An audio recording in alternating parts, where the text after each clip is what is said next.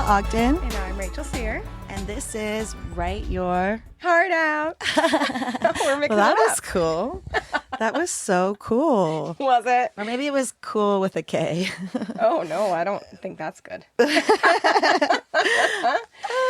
So here we are. We're back. And the last one we did was a story time. It was Where we with got our Nova. first, fan fiction. It was, and it was really cool. I love that Nova sent something in, and I love that we did that. I think that I want more. Yeah, there were so many layers. If you haven't heard Nova's piece, you should go back and listen to that because it was a trip. It was like Inception. It was. And, I sent Nova an email saying, I hope you heard the episode and all of the things. And I want to hear back. Like, I want you to tell me, Nova, when you listen to the episode, were we on the right track or not? Because I'm so curious. Yeah. Somewhere within our reading, we kind of discovered that Nova was writing a character into the piece, which was their friend, their online friend, who they found out had passed away. We didn't really realize that when we started reading, and then in the middle, it kind of occurred to us and blew our minds. Clicked, and then we were like, oh my God. Yeah. Would you ever want someone to write a story about you with you as the character after you passed away? Like, would you trust them? Anybody in the world? That's an interesting question. I mean, I guess why not? If I'm dead, do as you will with me. But Yeah. I guess I just want the caveat, like, be nice. Yeah, don't make me into like a monster. Yeah, in this context, I think it's pretty cool. Felt like more of a tribute than anything else. And another neat thing that happened with us was Rachel organized our first Write Your Heart Out writers group in person, like a real one. It was really good. And if you want to come in the future, please reach out because we would love to grow. We had 5 people, including Kayla and I. Kayla shared some of her work, and another writer shared some of hers that she's in the middle of shopping for an agent right now. Yeah, Wyatt. And her first chapter was fantastic. It was so funny. Mm-hmm. It was so inspiring reading it. It was great. Yeah, she's a pro. I actually met her because there's this other podcast called The Shit No One Tells You About Writing. And they have this sort of service where you can sign up for beta readers. So you say, this is where I live, or this is where my time zone is, and here's 3,000 words from my current work in progress. And then they link you up with like 3 other people. And it was all online. Like, we had a Zoom together and we were reviewing each other's pieces. And then I found out that Wyatt, she's right around the corner. So I was like, you're here, like you're right here. Yeah. And so we met in person and it was lovely, but she was super, super pregnant. And then I kept on trying to get her to do things, but she had a new baby. So she was kind of like, leave me alone.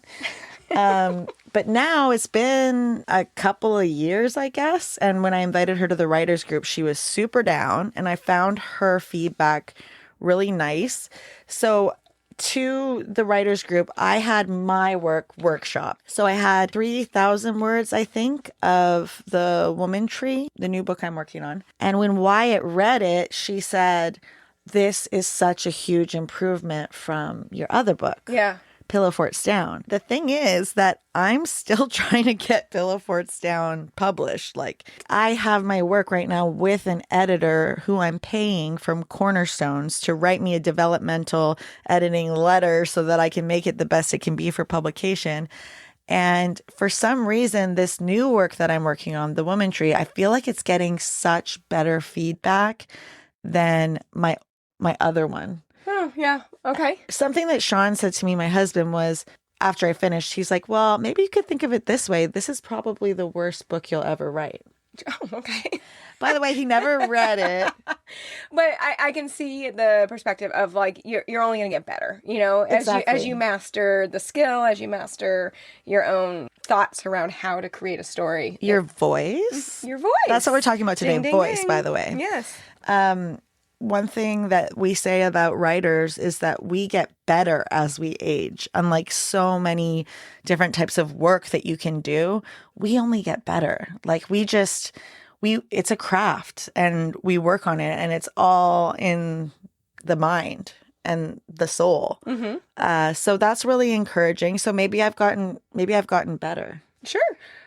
through the process of learning to write the first Absolutely. book. Yeah. I think a lot of people, like a lot of authors that have their books out there, their first try never made it to publication. I think there's Yeah. a lot of books in drawers. Yeah. I've heard that quite a bit. And then we all chatted.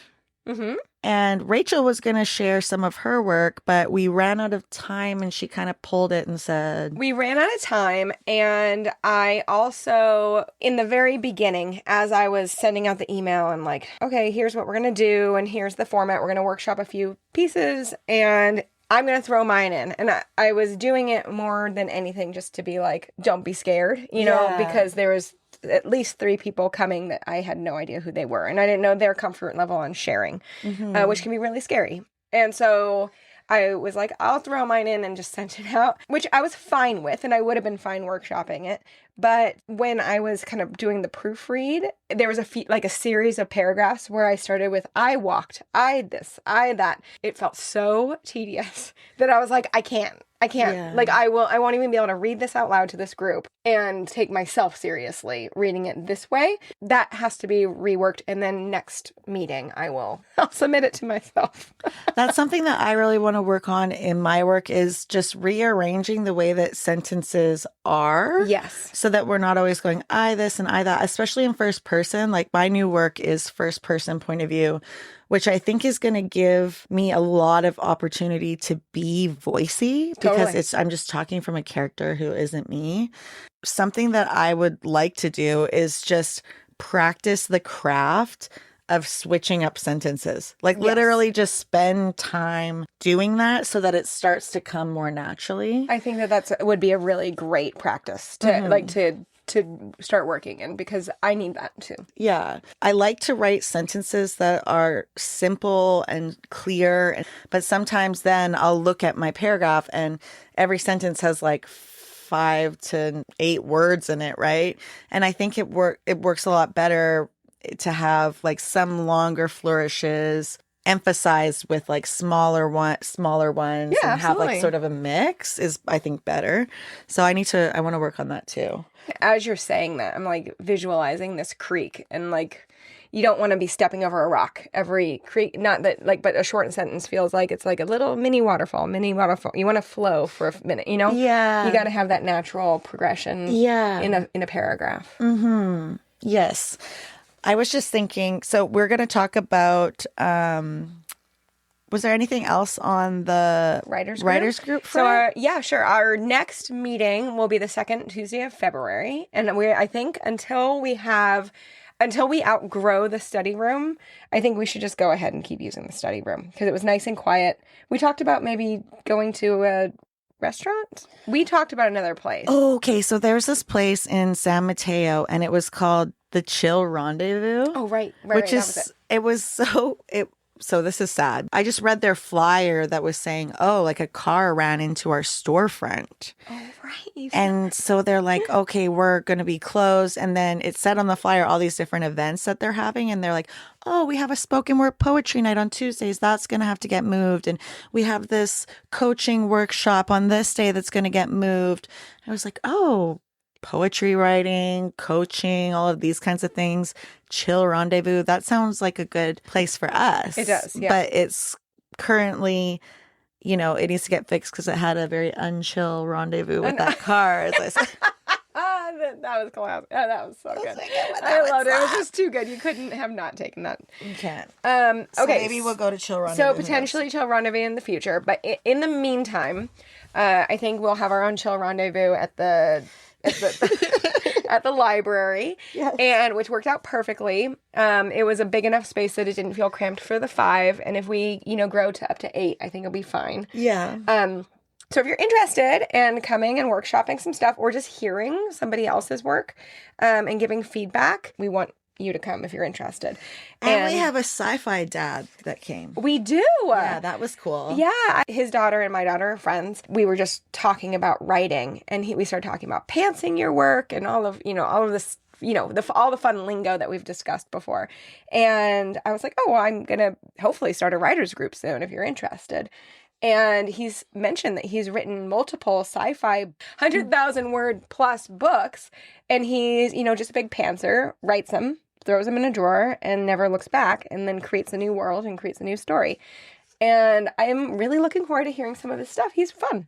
Yeah, he was really fun. And I like that he's sort of a sci-fi dude because he might have insights into that world that like I'm not aware of. Totally. People say that you should read widely as a writer. You should read contemporary stuff that's getting published, that's getting attention, that's winning awards. You should be a reader if you're a writer. And I guess there's a lot of writers out there who say that they're not readers. And to be honest, like, I think that's a bunch of bullshit. And a lot of people do think that's a bunch of bullshit. So if you're a writer and you don't read, fucking figure it out. Go get a book. There's lots of libraries. Get whatever won the Pulitzer. You know what I mean? Just first rule of Fight Club in my creative writers class. One of the first things he says on the first day is writers are readers, and if you're not a reader, you're not a writer. Like you have to be influenced, and you have to see different styles and hear different thoughts if you're going to bring more thoughts to a page. And I really like that. I totally agree. And I think that it's also being sort of like civic minded in the realm of literature. It's like giving back and being a part of the cycle of literature being alive and existing and being an art form and a craft that is well regarded and that sells. So there can be an industry for us. For sure. If you're not being a part of it yourself, then how can you ask other people to be a part of it for you? Absolutely. Absolutely. Doesn't make sense. So get on it. You can read one book every few months if you want. That's fine. Sure. Audiobooks are also a really good and easy way to engage. So get after it. Yeah, I find that the less I read, the harder it becomes to write. So I really was in a rut where I wasn't writing, and I often find myself in a little rut, you know. Every once in a while, I'll stop writing anything, and it always correlates to less reading. Like I just talking about this right now, I'm like, okay, that definitely tracks. And I mean, it's like all things, like the less exercise you do, the less exercise you do, you know, like the less sleep you get, like all the things beget each other. Yeah. I think that when we listen to books or we read books, even if you're not specifically consciously saying, I'm going to read this book like a writer, I'm going to go, oh, I see what you did here. Oh, this is how I could do this genre. Oh, this is what they did to be successful. Even if you're not doing that, you're just reading casually. I still think that we imbibe the craft. I think that we absorb what others are doing, what the masters are doing, what amazing writers are doing, and then that finds its way into our work. Yeah. The reason why I brought this up is because, what's the dad's name that's in our writers group? Oh, Matt. So Matt, I have a robot in my story called Frank, and the dad was kind of like, oh, is there sort of like a cooler name that you could have for Frank than Frank?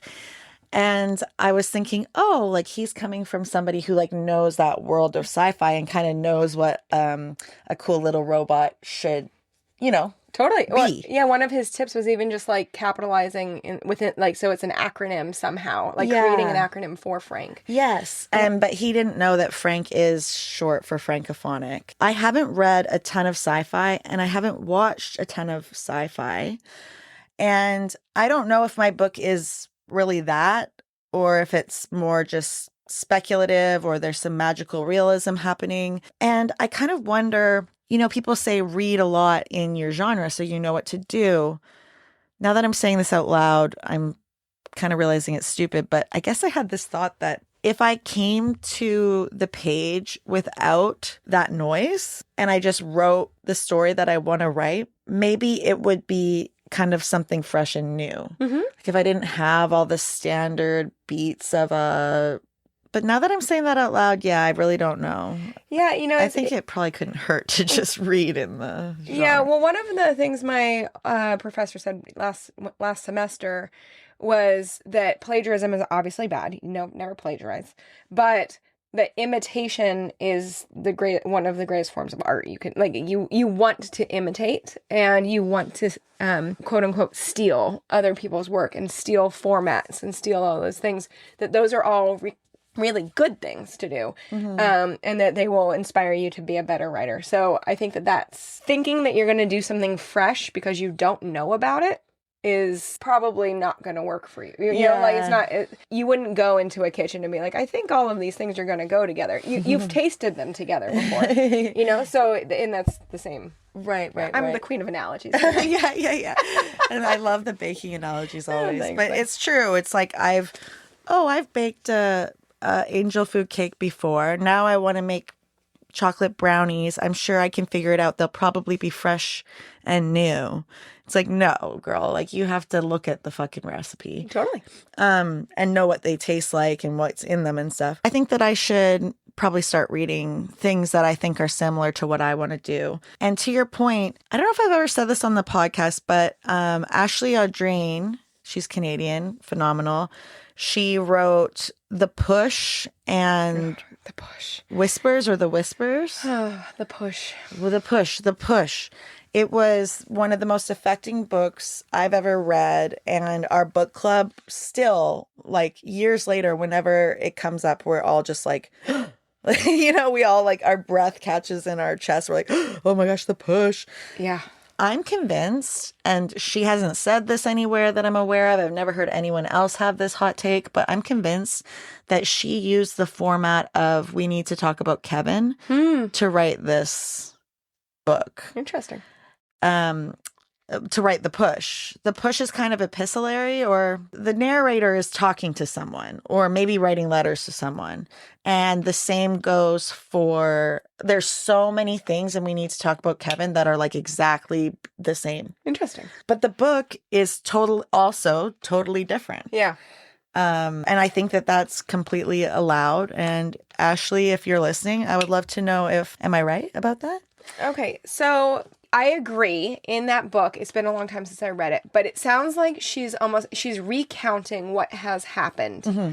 And it does sound like maybe she's like giving testimony almost, or like writing letters to somebody. Like she's recounting it from her point of view, what had happened in all of these events. Yeah. And she's talking to her ex-husband.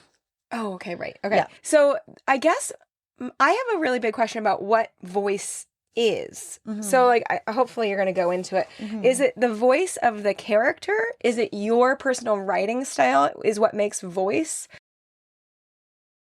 According to the Lab, Experiments in Writing Across Genre, which is a textbook that Rachel's using for her creative writing classes, and I picked it up, they're saying that the way that people talk about voice can be in 3 separate ways. They talk about the voice of the author. Okay. The voice of the piece, which is fucking crazy. And the voice of the characters or narrators within the piece. Oh my God. So all of the above. Aye. I know. So broad and so, I mean, great. Yeah. I think that they all definitely mean different things. So each is distinct.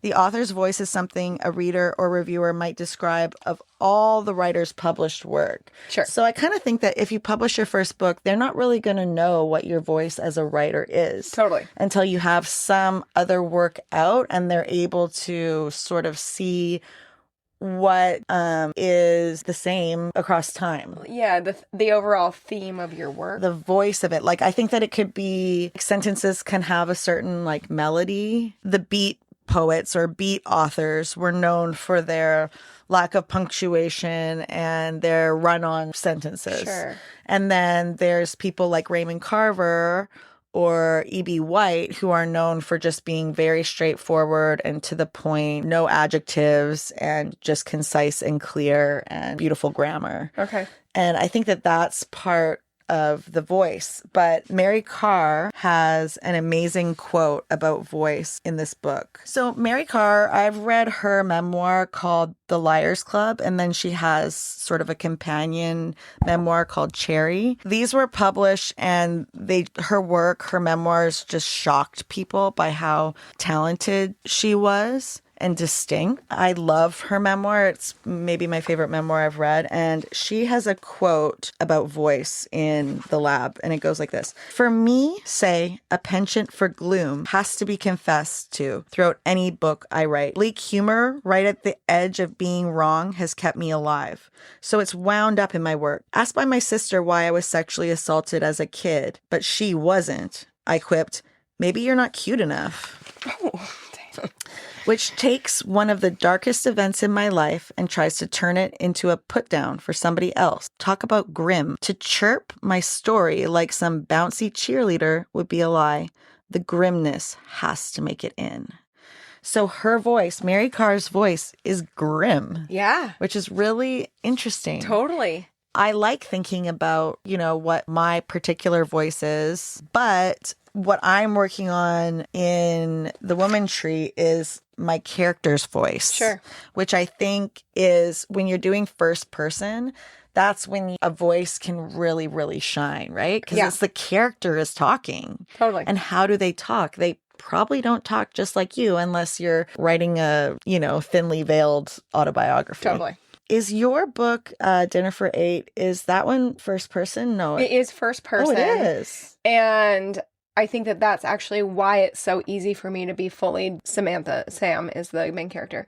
I don't feel like her and I talk the same. Like, I feel like she definitely has a different voice than me. Oh, cool. So I had never thought about that until this very moment.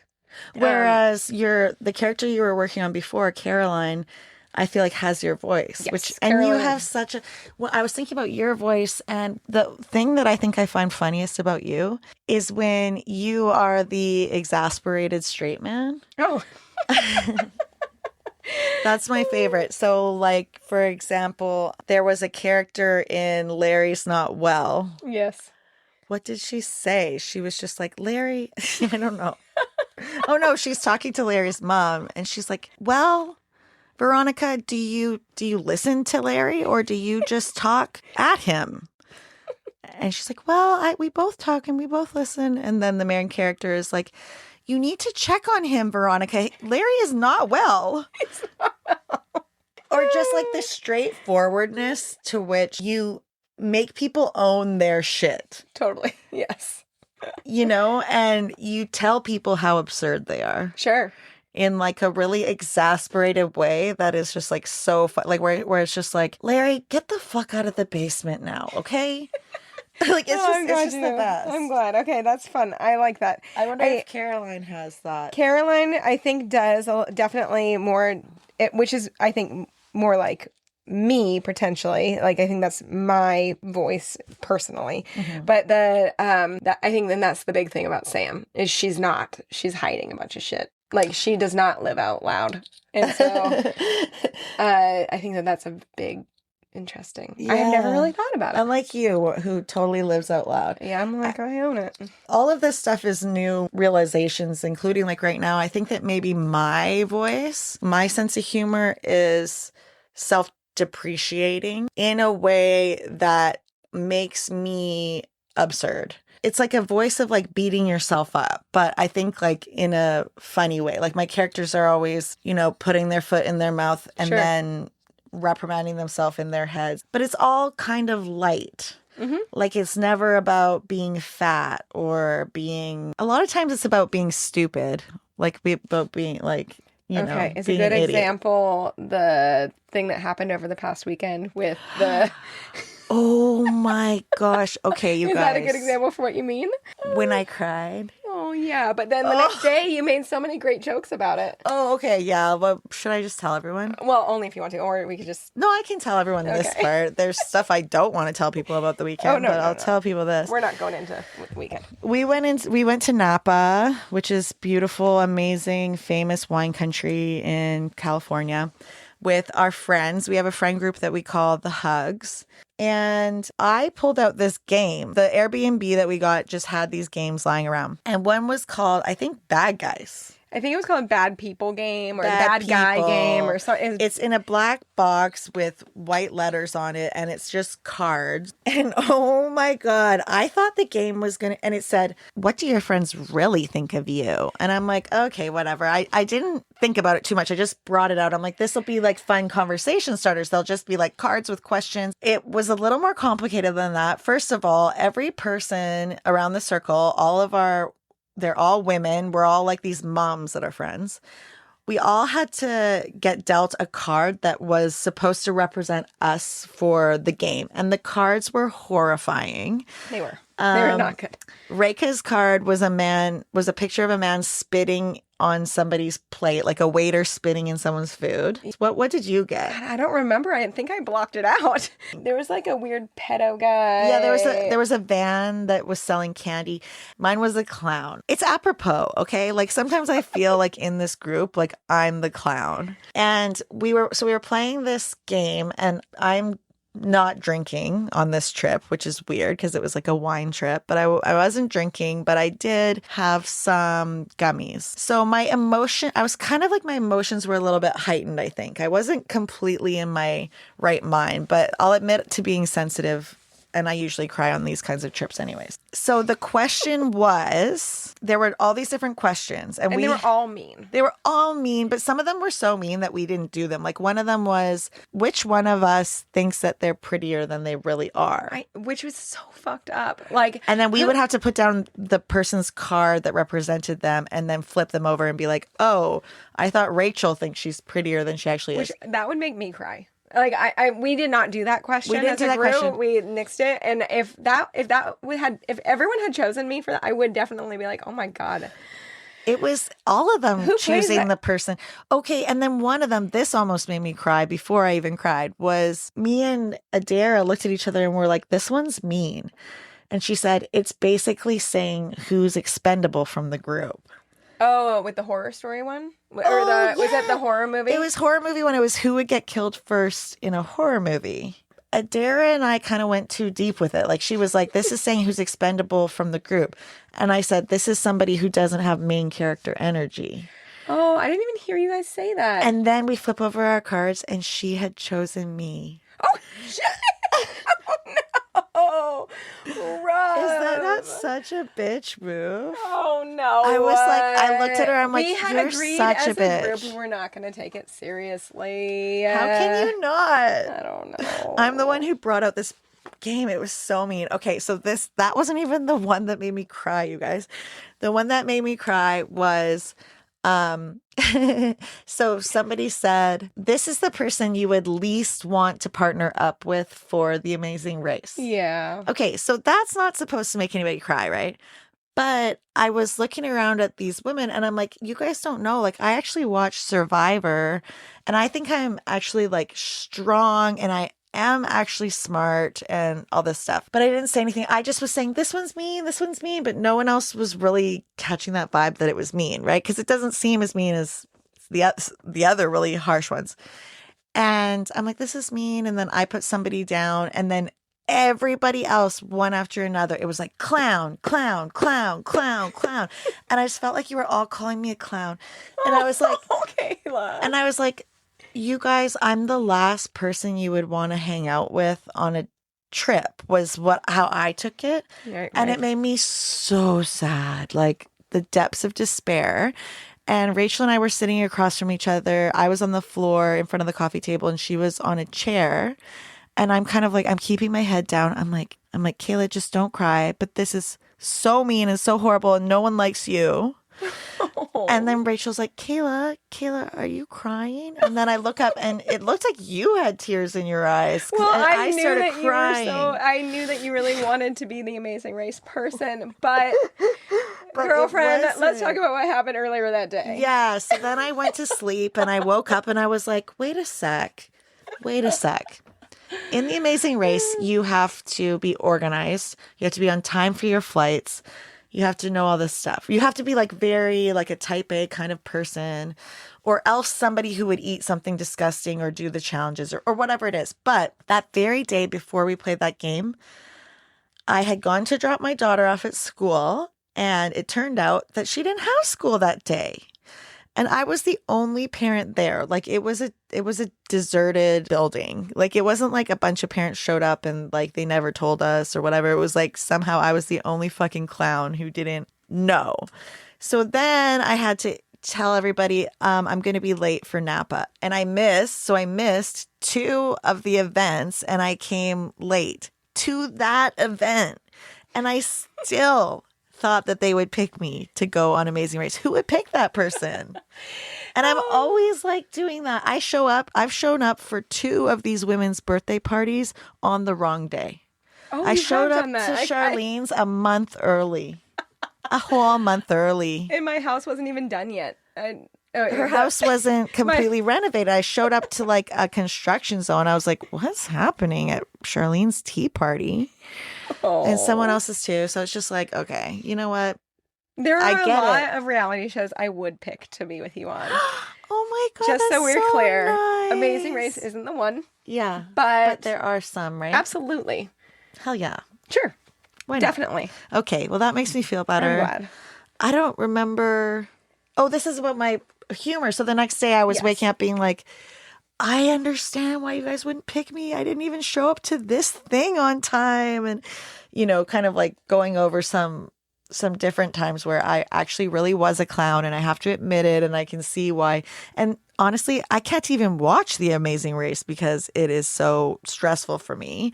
And going and doing all that shit that they have to do on there is like my worst nightmare. So you wouldn't So even like, want what it. was I even thinking? Yeah. So that's kind of my, and so I give that to my characters. Sure. I like that. I think that's actually the perfect assessment of the perfect assessment of what. Yeah, I can see how that would be a great thing to bring to characters. Actually, because it gives a lot of interesting, like interesting layers to them. Yes. So Mary Karr's voice is always grim. My voice, I have some sort of like a self-deprecating, but also like there's some absurdism in there. And then you thought that my take on yours was kind of right in a way, right? I think so. The exasperated straight man. Yeah, well, there is a lot of that in Dinner for Eight too. I think, but so that's I think where Sam and I diverge, right? Like we are not the same in that, but that she's still. Like that is definitely still how I write for sure. There's a lot of that in the book. Yeah, like looking at the things that the characters are doing, and sort of there's a voice in there that's kind of going like, ugh, like. Or maybe like Sam is like that, but in an opposite way of me. I don't know. I'm gonna have to think about that one more. I think you're definitely on the right track. Yeah, I'd like to read and see if I can parse your voice because now I've read or heard like a bunch of your short stories too, and a bit from Caroline and all that stuff. So yeah, I wonder if I could see like a through line there. I think you're on the right track. Oh, one thing I wanted to say was, so the lab has exercises and that you can do, and they have probably 100 exercises that you can do on all of these different facets of writing. And one of the exercises that they have is for voice. And it says, write or choose a paragraph of your work you feel is so alive that it's appropriate for an opening scene or a short story or a novel chapter. So something that you've written that you think is like really awesome. And then rewrite it in a voice completely different from your current draft. Rewrite it in an exaggerated voice that's not authentic to you or your story. So this is just like an exercise to see if you can write in different voices. In this exercise, it says to be silly and to keep it down to 300 words and that you don't need to keep it and stuff like that. But I started thinking about like how first person books, their magic is in the voice of the character. Yeah. I talk about Demon Copperhead all the time by Barbara Kingsolver. Barbara Kingsolver. Demon in the book has the best voice. He does. He's snarky. He's like one of these kids that's too wise for their age because of the things that they've been through. Totally. So they'll like come out and like swear. Like it's like an 8-year-old rough little kid in like overalls with no shoes on saying, "What the fuck are you asking me for?" Totally. Like, that's like the voice is so good. And then the voice changes as he grows, too. And Is so in a cool. really, it feels very realistic. I want, because how old is she, do you think? Do you think she's like a little bit older than us, Barbara Kingsolver? I'm not sure. I have no idea how old she is. But the fact that she so relatable, oh, I don't know. I've never been a teen boy. It seems like so realistically writes from the point of view in the first person. Wild. I'm like, how did you get in the head of a teen boy? It's cool. Yeah, I've been really wanting to write from a man's point of view. I have a man in Pillow Forts Down. That's how I started, was writing like a child that's a boy. And I have a son. And also, I've always had some like masculine energy about me. I am female. I'm cisgendered, but I have like, I'm bisexual. And I think that if I were to ever be in a relationship with a woman again, I would be kind of butch, probably. Okay. Not that there has to be a butch one and a femme one. That does happen. Like, let's be real. And I am attracted to feminine women. Bitches, actually, to be fair. But I think that I would like to have the masculine energy. Like the BDE, the big dick energy. Yeah. Sort of a vibe. I enjoy wearing like men's trousers, and I like taking care of like my female friends like a man would, kind of. It makes me feel kind of hot. Cool. So part of the reason, to be honest, that I'm writing from a man's point of view is because I would love to be a man for a year. Like, give me a year. I am a female and I'm happy to be a female. And I'm actually like, if you see me and you meet me, like I might be wearing a floral dress. I sort of go both ways in terms of how masculine or feminine I'm being. And I know that my husband, I think he likes sort of like a feminine vibe. Like if I wear anything, if I put on a pair of earrings, like if I just put on a pair of earrings, he thinks I look so nice. He's just like, oh my God. Or like if I wear pink, he's like, you look beautiful. Like I think he just likes like very the femme. Yeah. Which I have no problem being feminine either. I but like I'm just that saying. you are able to explore that mentality in those characters. I think that's cool.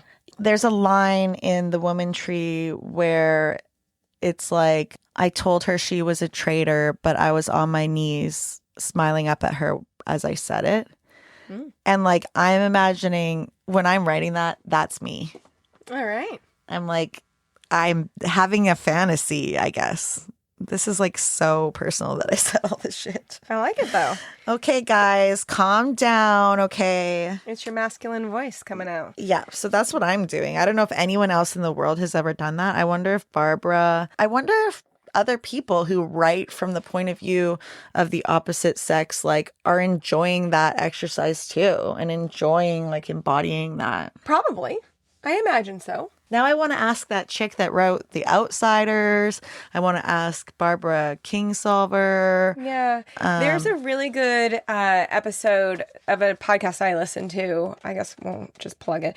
The Armchair Expert, where he interviews Barbara Kingsolver about Demon Copperhead. No way. You should listen to it. It's a good episode. And he talks to her a lot about how she got into the head of a teen, because Dax, the host of Armchair Expert, felt very much like she was writing somebody like him.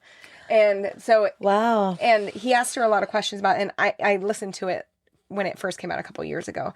So I can't recall exactly how she answered, but I feel like that would answer some of your questions. Yeah, that's really good. So since I read this, I've been thinking more about, okay, when I'm writing The Woman Tree from Perry's point of view, this 22-year-old guy, I'm going to give him like a real voice. And so I've been kind of trying to do that, but something that keeps on happening to me, and maybe it's like where I come from or just how I think that I experience men, there's a lot of like swearing and like ribbing that's going on between Harry and his neighbor. Okay. That's for some reason how I see men being. But I'm like, is that because I've watched all these like HBO type shows where things are gritty and like people are like that? Or Well, maybe. is that true to life? I'm like trying to think of like Sean and his friends, and I actually think maybe I'm more like that than with his friends than like he is or they are with them. Like I'm always ribbing our like guy friends in a way that I wouldn't with the girls. Sure, but even if, okay, so let's say you are basing it off of HBO show, personality. That's important. I think that's the same as reading Oh yeah. in your genre. Like that's what the broader audience has been exposed to. That's also peripherally how they think of men interactions. Yeah. So, and you need to be able to pull from that, because nobody knows your husband's interactions with his friends. That No. might feel foreign. Yeah. You want it. I think that's the, full circle back to what we started with, was making sure you're a reader. Because if you're reading in your genre, then you are specifically, you're savvy on how characters relate to each other. So it won't feel weird or foreign. You don't want to be introducing a whole new dynamic that, or you can, but in smaller bites, Right. I wonder if it's like things just start like overlapping, or like a game of telephone. HBO puts out this show of guys swearing at each other and ribbing each other in an affectionate way, and that's what friendship is. And then people watch that and they imbibe that, and then they write stories like that, but a little bit darker or a little bit more absurd or a little bit more tension or whatever it is, and then people get inspired by that artwork, and then it's like a game of telephone. Sure. I think maybe there's room for inspiration and for imitation, but I think also we need to learn the art of noticing things in our own lives. Sure. Like noticing things about real Oh yeah, I people. think it's all important, right? Yeah. Yeah. Yeah. So do you think you're going to do this exercise? I think I should. In class, in creative writing, that was one of the exercises, a very similar exercise one of the professors kind of assigned to us, I guess, was to take something from our writing, a current piece that we're working on, and flip it. Write it from a different perspective, write it from a different point of view. I like the way that they suggest it, where it, like, get silly with it, don't make it long. I wrote from like the third person, and I wrote from a different character, and it turned really so different. But it gave me such a good look into her life in a way I never would have. So Yeah. I think that's I would love to do that. I think it's a really good assignment. Should we do that for our next episode and Yeah. flip it around a little Yeah. bit? That'd be fun. Let's just do exactly what it says here. Okay. So we'll do that. And this has been kind of a craft episode talking about voice. If you have some work that you want us to read on our next story time, please send that in through our website, www.writeyourheartoutpod.com. There's a form on there. It's easy to find. You can even do it anonymously, or just straight up email us like Nova did to writeyourheartoutpod. Contact at writeyourheartoutpod.com. Sounds great. All right. Well, thanks for listening, guys. We'll see you next time. Bye.